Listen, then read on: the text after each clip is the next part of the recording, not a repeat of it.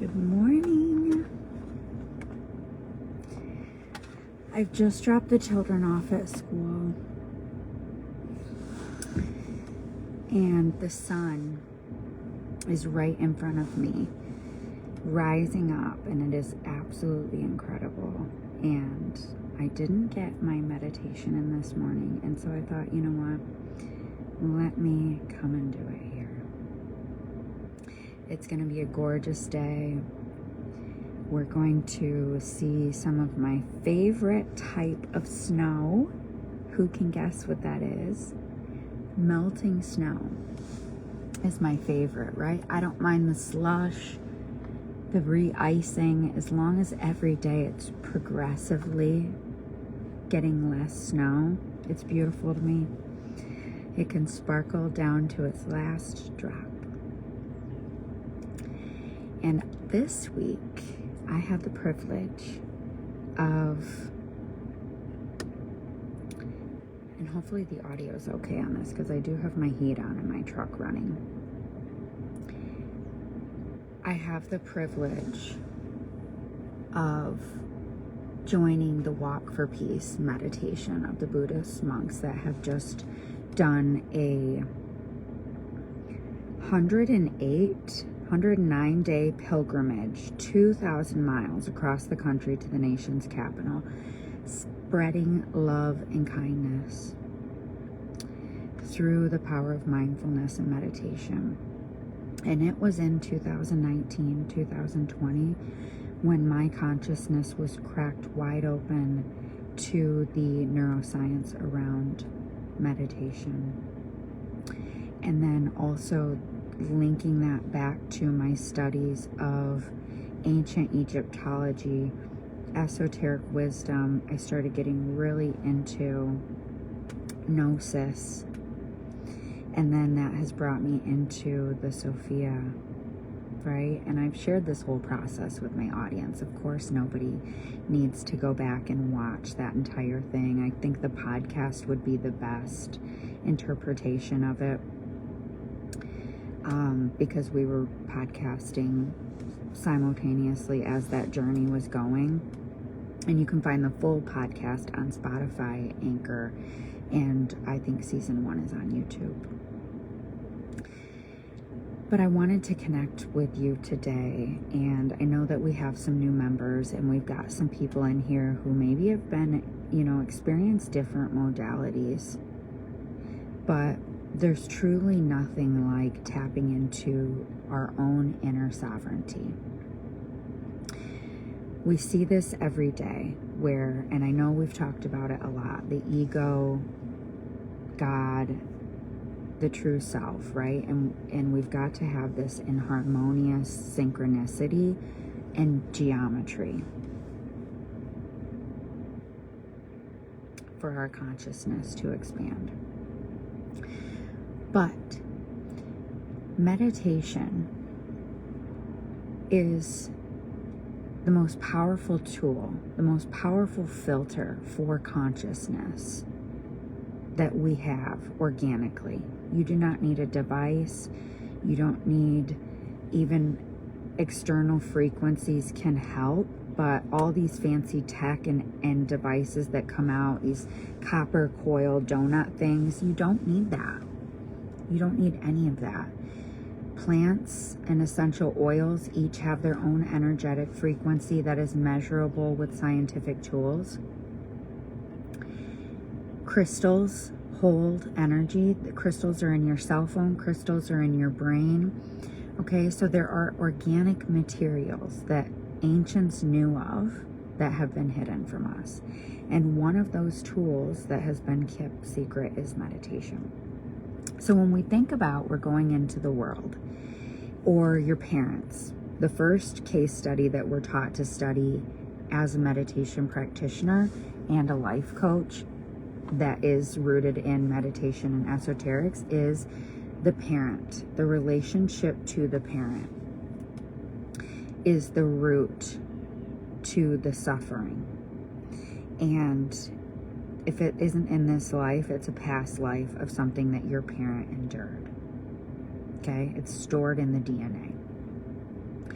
we go out into public and somebody says something to us, or they run into our car with their shopping cart,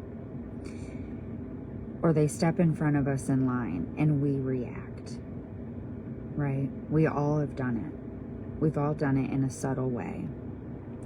Maybe we didn't react on them. Maybe we react on our own physical vessel later on that night with a glass of wine, with a Xanax,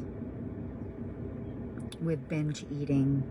I know that was me, right? Sweets, sugar, processed foods. When we come into meditation, something powerful happens because we aren't silencing the mind, right? The mind is not going to silence this. The mind is the most powerful computer in the universe that we know. There are higher intelligences than us, but in your reality, in your realm of what is you're able to perceive as truth through your vessel, meditation allows your nervous system to let go of that, to put all that down and truly just take a look from the silent witness, right? So we're not judging. We're not fixing. We're just allowing ourselves to exist in the universe, in the void. And this is where the body can do its best work. It's able to synchronize to the harmonies of the earth, which is its homeostasis. So, there are many ways to the truth, and this is just my interpretation of what has been my soul's journey through this lifetime and past lifetimes. So if any of that resonates and you're catching this on replay, please, let's just drop in for a moment and let's just practice a really basic transcendental meditation. So I'm in the car. I've got 2 homeschoolers sitting with grandma for a post-birthday celebration. I just took the 2 littles. This is the perfect time. Don't worry about the mudras and the hand motions or how you're sitting, okay? If you want to lay down for this, if you want to sit up and have your spine straight, whatever feels comfortable for you, whatever stage that you're at. If you need to itch your nose when you're meditating, if you need to open your eyes, that's okay. I think I had been a meditation practitioner 5 years before someone said that to me. Okay, so I was really, really expanding my consciousness over this last 5 years. And finally, I'm like, you know, put your hand over your heart, over your womb, whatever feels intuitively comfortable for you. As we're just nestling into this space, let's just do a brief body scan. Okay, you've got your comfortable position. Really just starting with the crown of our head and that space above the crown.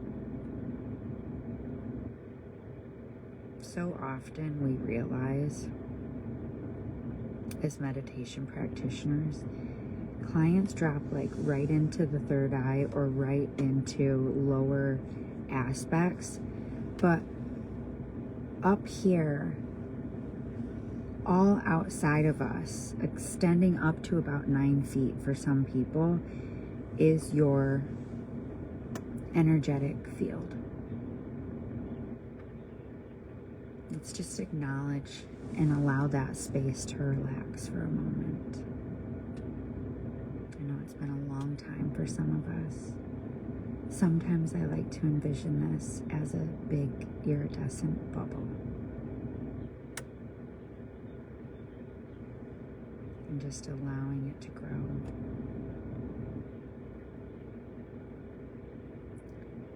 Let's move into the forehead and the eyes and allowing that brow to soften.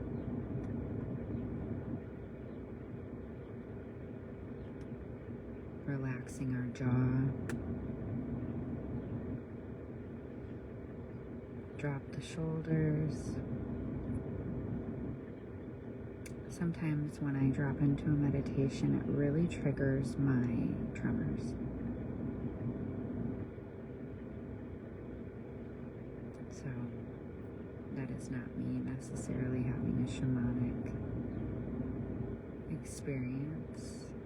It's just my nervous system finding its center.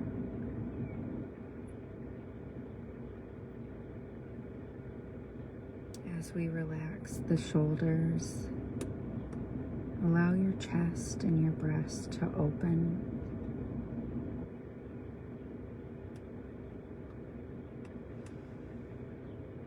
Notice any sensations.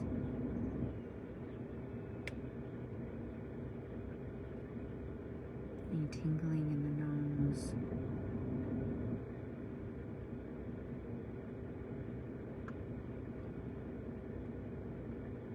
Tummy grumbles.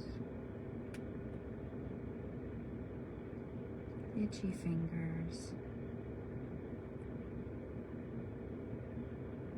If a thought arises, just witness it.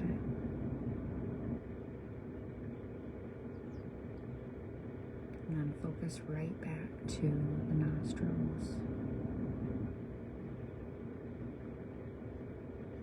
In Buddhist culture,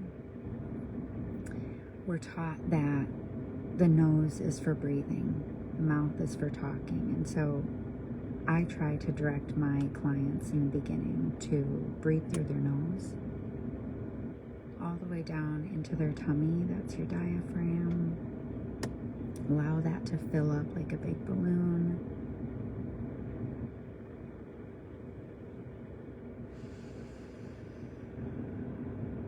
And exhale through the nose.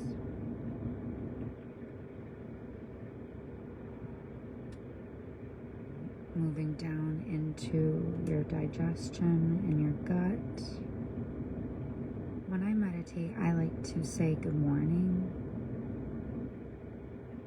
and celebrate each body part, particularly if I'm working on a specific area.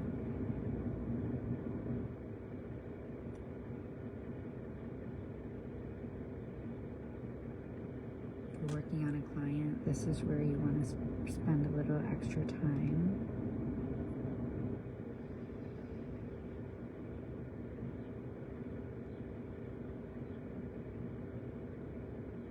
Moving into your hips. And yoga can be a great way if you struggle to sit in meditation for long periods. We're taught that this is why yoga was designed. It's just another way to help us stay in that body and stay focused.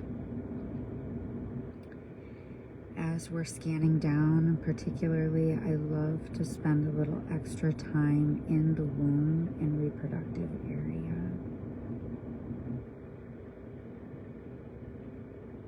And just sending thoughts of unconditional love, right? Even if you've got something going on in there that is painful or scary.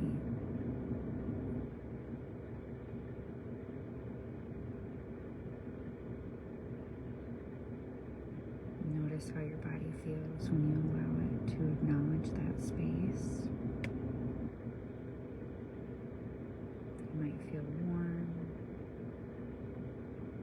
I know that sun is just like right there on top of me right now.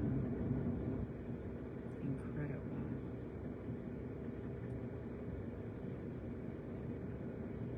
My tummy's grumbling happy. I'm thinking I'm gonna have the most incredible bowl of French onion soup today when I break fast. I'll be starting with water and tea just after this. And that brings me a ton of joy.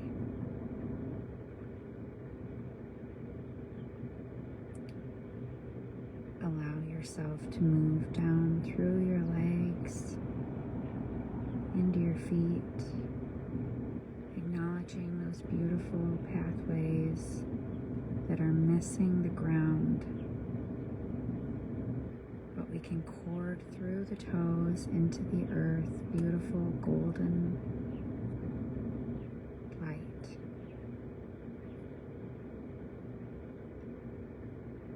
Now let's just imagine a silver cord coming right out through the top of our head, bursting through that bubble that we created, out towards the sun.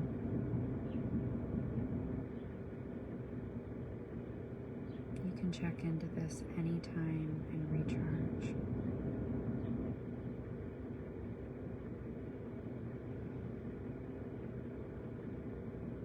Now that we've checked in with our body, let's go ahead and send out some loving awareness to all the beings of the earth and the earth, Mother Gaia, and our Father, the Sun, and all the Holy Spirits of the world.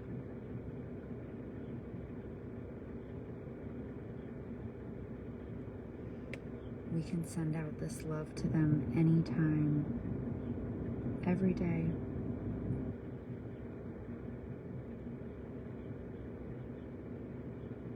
Meditate and focus on the mantra. May all beings be loved. May all beings experience unconditional love. May all beings be safe from danger. May all beings be safe from physical and emotional suffering.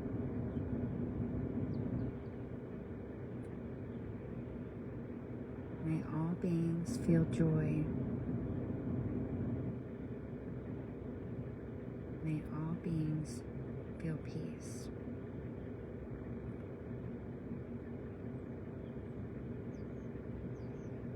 Tummy might be grumbling.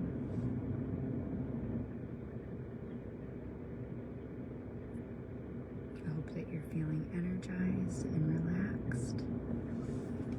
Open your eyes whenever you are ready. And when we end a powerful meditation, there's a blessing that Buddhists love to give that was taught to me. And it is a word that we say 3 times. Sadhu, sadhu, sadhu.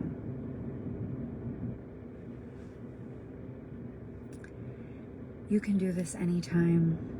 You don't need me. You can use guided meditations, but you can come back and watch this one. If you ever need support with meditation, I have a course. And I also offer private coaching, and I travel for sound baths and meditation. So I hope that you have an amazing weekend. And I hope that you remember that it's okay to put down what isn't yours.